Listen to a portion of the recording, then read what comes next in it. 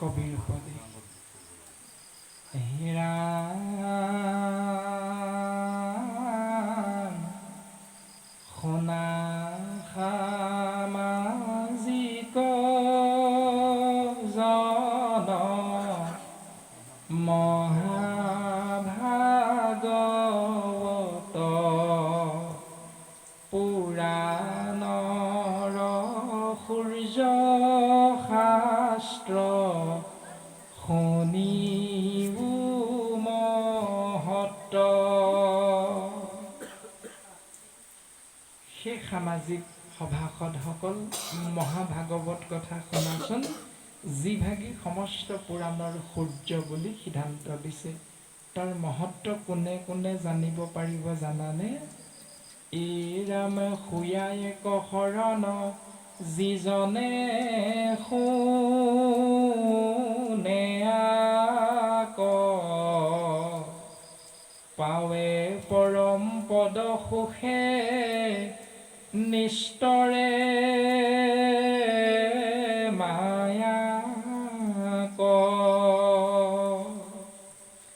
যিজনে এক শৰণ গ্ৰহণ কৰিব পাৰিলে সেইজনে সেই মাৰ্গ আচৰণ কৰি যেতিয়া শ্ৰৱণ কৰিবলৈ যাব কৃষ্ণ নাম, তেতিয়াহ'লে সেই জীৱ ধ্ৰুৱ সত্য পৰম পদ সুখ লাভ কৰিব পাৰিব মায়াক ছেদ কৰাৰ লগে লগে। ইৰাণ বৈকুণ্ঠৰ শাস্ত্ৰ আনি পৰম উৎসুকে সংসাৰিক কৰি কৃপা প্ৰচাৰিলা সুকে।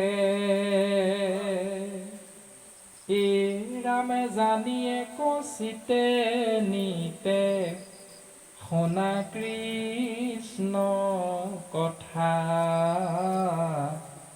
ইহেন মনুষ্য জন্ম নকৰিও বৃথা। বৈকুণ্ঠৰ সেই মহাভাগৱত শাস্ত্ৰ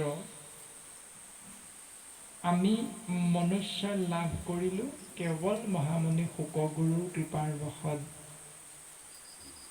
মহাপুৰুষ কৃপালু শ্ৰীমন্ত শংকৰদেৱ গুৰুজনাই জাতি ধৰ্ম বৰ্ণ ভাষা নিৰ্বিশেষে ধনী দুখীয়া উচ্চ নিচ শিক্ষিত অশিক্ষিত গাঁৱলীয়া নগৰীয়া সমস্ত জন আবাল বৃদ্ধ বনিতা সমস্ত জনাকে কৃপা কৰি সুন্দৰভাৱে দৰ্শন কৰাই গ'ল মহাভাগৱত অমৃতময় কৃষ্ণ নাম।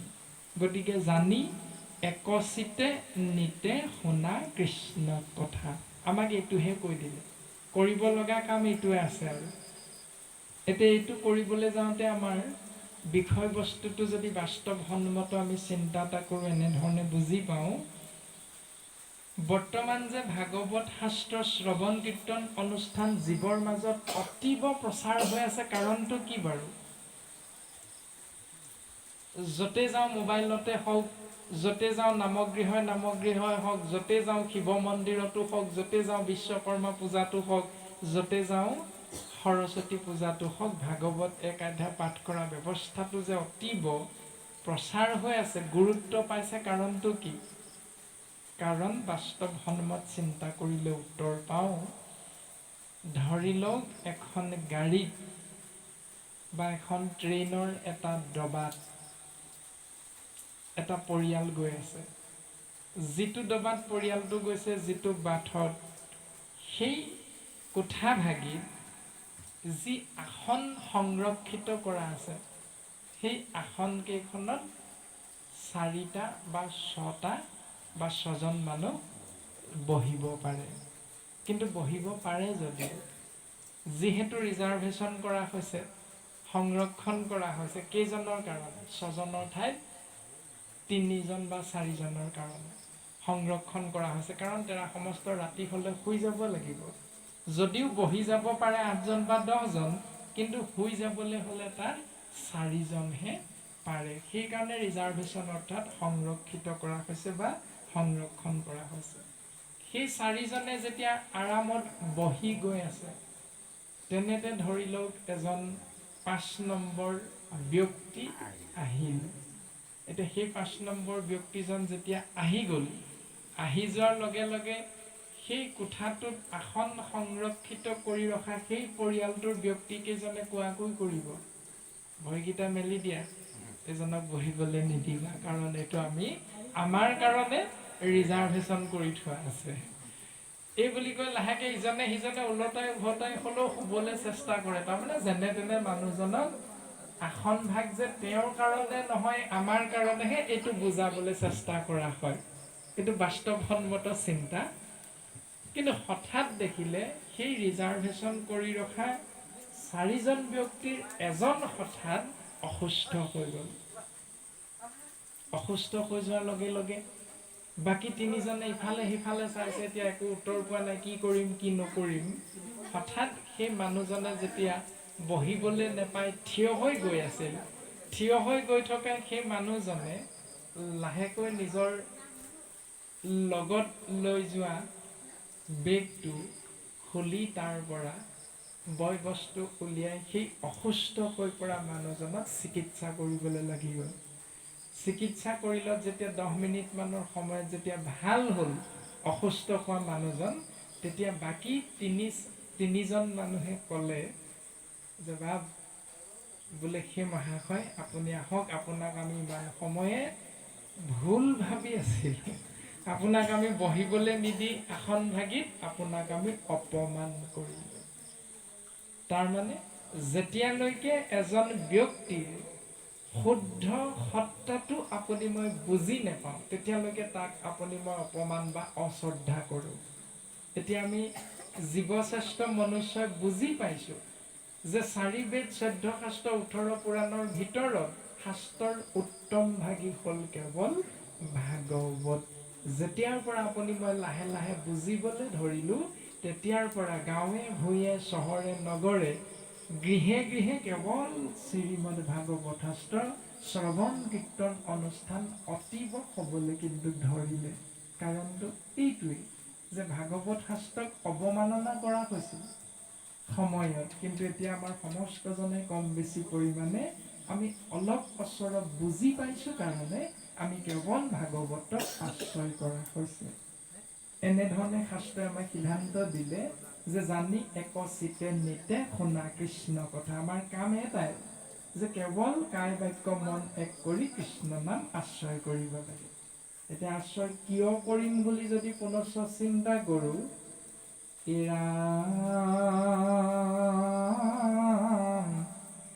জানি এক চিতে নিতে শুনা কৃষ্ণ কথা, ইহেন মনুষ্যজনে মন কৰি বৃথা।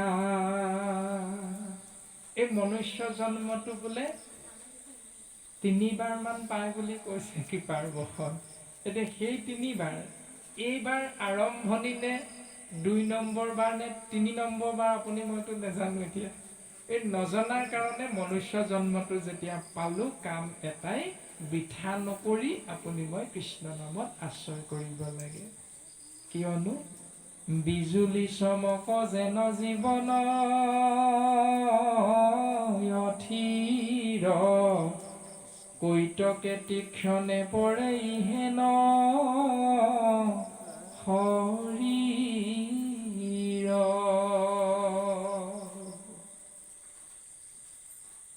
আকাশত যে বিজুলী মাৰে, মুহূৰ্তমানহে আপুনি মই দেখা পাওঁ, তাৰপিছত নাইকিয়াই হৈ যায়। ঠিক আপোনাৰ মোৰ মনুষ্য জীৱনটো তেনেকুৱাই বুলি কৈছে। কেতিয়া ক'ত কেনেধৰণে আপুনি মই মৃত্যুক সাৱটি ল'ব লগা হ'ব আমি কোনেও নাজানো। সেইকাৰণে সেই জীৱ যেই ঈশ্বৰৰ নাম আশ্ৰয় কৰিবলৈ ভকতৰ সংগ পালা, যেই সুবিধাটো পাইছা বিশ্বায়নৰ যুগত, সেই সুবিধাকে আশ্ৰয় কৰা, গ্ৰহণ কৰা। ৰাম প্ৰাণ বন্ধু কৃষ্ণ চৰণে দিয়া চিত কৃষ্ণ গুণ নাম ইহে পৰলোক বিত্ত জানি হৰি ভকতিত তেজীও আলাস আউৰ কি মনুষ্য শুইবা এৰা ইটো আস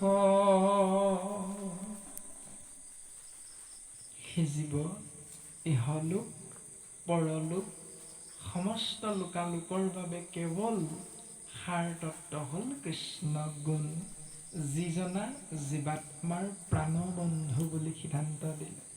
গতিকে প্ৰাণবন্ধু ঈশ্বৰ কৃষ্ণদেৱৰ গুণ নাম যশ আপুনি মই জীৱৰ প্ৰতি উপদেশ দিলে জানি হৰি ভকতিত তেজীও আলাস মানে আলস্য ত্যাগ কৰা এলাহ ভাগৰ এইবিলাক ত্যাগ কৰি এই কাৰণে ঈশ্বৰৰ নাম আশ্ৰয় কৰা আউৰ কি মনুষ্য শুইবা এৰা ইটো আস আকৌ যে আমি মনুষ্য জন্ম এটা পাম ইয়াৰতো কোনো গেৰাণ্টি নাই সেইকাৰণে এখন মুখ দিলে কৃষ্ণ নাম ক'বলৈ যদি এই মুখখনে কৃষ্ণ নাম নকৈ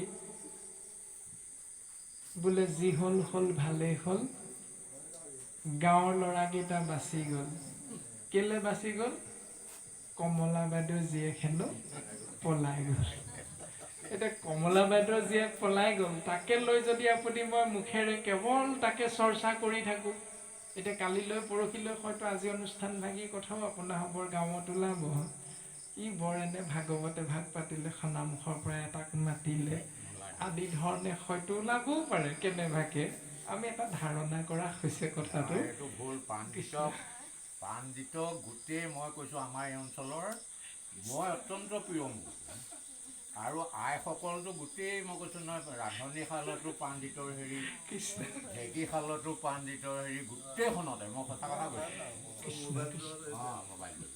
বাপ আমাক ক্ষমা কৰিব যে আমি কালিলৈ যে ওলাব এই কথাটো কোৱা নাই মানে ভাৱনাটোৰ কথা কোৱা হৈছে এটি জীৱৰ মানে আমি এনেধৰণে ভাবি থাকোঁ আচলতে কথাখিনি যে কমলা বাইদেউ জীয়েক পলাই গ'ল গাঁৱৰ ল'ৰাকেইটা বাচি গ'ল এই যে আলাপ আলোচনা আমি যে মুখেৰে কৰি থাকোঁ কাণেৰে শুনি থাকোঁ এতিয়া আমাৰ কাণ মুখ এই ইন্দ্ৰিয়বিলাক এই কাৰণেতো নাই দিয়া এই কথাটো ক'বলৈ যোৱা হৈছে এতিয়া সৰু চিন্তা এটা কৰি চাবচোন সমস্তজনে আমি একেলগে বাহিৰত যদি এতিয়া ঢাপকে শব্দ এটা হয় আমাৰ ইন্দ্ৰিয়টোৰ প্ৰথমে কোনে শুনে সেইটোৰ উমান কোনে পাওঁ আমি প্ৰথম কাণেৰে পাওঁ কাণখনেৰে যেতিয়া শব্দটো আমি শুনো মানে উমান পাওঁ লাহেকে মনটোৱে কৈ দিয়ে হেৰৌ ভৰি শৰীৰটোক লৈ নাযাওঁ কেলে শিকিলে এই বুলি মনটোৱে শৰীৰটোক কৈ দিয়ে ভৰিকেইটাক কৈ দিয়ে আৰু ভৰিকেইটাই মনৰ নিৰ্দেশ অনুসৰি শৰীৰটোক লৈ যায় গৈ দেখিলোগে আম গছজোপাৰ পৰা পকা সুন্দৰ আম এটা তলত পৰি আছে মানে শব্দটো ঢাপকে উঠিলে শুনাৰ লগে লগে আপোনাৰ মোৰ জিভাৰ পানী পৰি গ'ল লোভটো জন্মি গ'ল টেঙা খাবলৈ পোৱা নাই একদম মুখা কৰি আছে তাৰপাছত কি কৰিলোঁ হেৰৌ হাত নধৰ কেলে সোনকালে হাতখনক মনে ধৰিবলৈ নিৰ্দেশ দিলে তাৰপাছত ধৰি অনা হ'ল আমটো তুলি অনা হ'ল আনি হাতখনে কটাৰী এখন লৈ তাক লাহেকৈ সুন্দৰভাৱে যতন কৰি কটা হ'ল কটাৰ পাছত মনে ক'লে হাতখন মুখলৈ লৈ যা বস্তু ভাগি মুখলৈ লৈ যোৱা হ'ল দাঁতকেইটা কোৱা হ'ল চুবাই নিদিয় কেলে কামুৰি নিদিয় কেলে দাঁতকেইটাই কামুৰি দিলে তাৰপাছত জিভাখনে ভিতৰলৈ লৈ গ'ল এতিয়া গোটেই সমস্ত প্ৰক্ৰিয়াটোত লাভ কাৰ হ'ল বাৰু কোনোবা এজনৰতো লাভ হ'ব লাগিব সকলোৱেতো লাভ নহ'ল, শুনিলে কিন্তু কাণে খাবলৈ নাপালে। শৰীৰটোক লৈ গ'ল কিন্তু ভৰিকেইটা লাভ একো নহয়। হাতখনে ধৰিলে, হাতখনৰো লাভ একো নহয়। তাৰপাছত মুখেৰে সুমুৱাই দিয়া হ'ল, দাঁতকেইটা চুবালে, জিভাখনে সোৱাদ পালে, ডিঙিটো পাৰ হৈ গ'ল। তাৰপাছত সকলো এটা শূন্য হৈ গ'ল। কিন্তু জিভাখনে টপালি থকালৈকেহে সোৱাদটো আমাৰ থাকিল। তাৰপিছত এডোখৰ পৰা সোমাই গ'ল আৰু একেটাই হৈ গ'ল। মাংস খালেও যিটো, আম খালেও একেটাই। গতিকে এইখিনিলৈকেহে বস্তুটো থাকে, যাক আমি লোভ মোহ বুলি বুজি পোৱা যায়। ঠিক তেনেধৰণে আপুনি মই কৰি থকা কৰ্মবিলাকৰ বিশ্লেষণো তেনেধৰণেই দি আছে। এতিয়া পিঠিটোৰ এটা দায়িত্ব থাকে নহয়, চাবচোন বাৰু। চকুকেইটাই দেখিলে বোলে আমুকৰ বাৰীত ইমান ধুনীয়া আম এজোপা লাগি আছে, মুখ খা কৰি। মনটোৱে কৈ দিলে যা, গ'ল ভৰিকেইটা, হাত দুখনে ডাউকি এডাল লৈ পাৰিলে, আনি খাবলৈ লওঁতে হঠাৎ ধৰা পৰি গ'ল। দেখিলে চকুৱে, শৰীৰটো লৈ গ'ল চৰণ যুগলে, আৰু ডাইকিডাল ধৰিলে হাতখনে, পাৰিলে আমটো, কিন্তু গিৰিহঁতে দেখাৰ লগে লগে মাৰিডালৰ কোবটো পৰিলে ক'ত? পিঠিখনত। পিঠিখনৰ কি দুখ আছিলে? বাকীকেইটাহে কৰ্মটো কৰিলে, পিঠিখনে আকৌ এনেই মাৰ কিচান ল'বগৈ লগা হ'ল। এতিয়া আমাৰো আচৰণবিলাক তেনেকুৱা হৈ আছে। সেইকাৰণে শাস্ত্ৰই খুব সুন্দৰভাৱে সিদ্ধান্ত দিছে যে জানি হৰি ভকতিত তেজিও আলাস, আউৰ কি মনুষ্য হৈবা এৰা ইটো আশ। আকৌ যে মনুষ্য হ'ব পাৰিম ইয়াৰ কোনো গেৰাণ্টি নাই। গতিকে পাওঁতেই সুবিধাকণ লৈ ল'ব লাগে, কৃষ্ণ নাম আশ্ৰয় কৰিব লাগে। সমস্ত জনা পৰম বৈষ্ণৱৰ চৰণ পংকজত পুনশ্চ সেৱা নিবেদন কৰা হৈছে। আমি অল্পমতি মূঢ়